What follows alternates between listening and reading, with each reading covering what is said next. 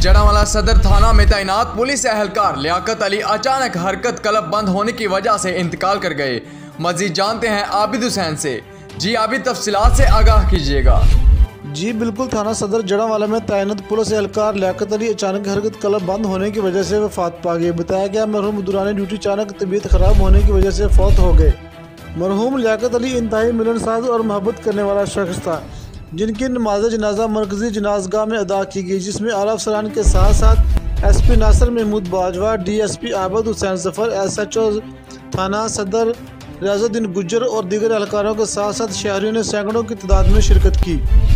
इस मौका पर SP नासिर महमूद बाजवा ने मरहूम के बच्चों को मुराद के साथ साथ नौकरी दिलवाने की यकीन दहानी भी करवाई। इस मौका पर SP नासिर महमूद बाजवा, DSP आबिद हुसैन जफर का कहना था, हम मरहूम के बच्चों का हर तरह से ख्याल रखेंगे और हर तरह की ज़रूरत पूरी करने की कोशिश करेंगे।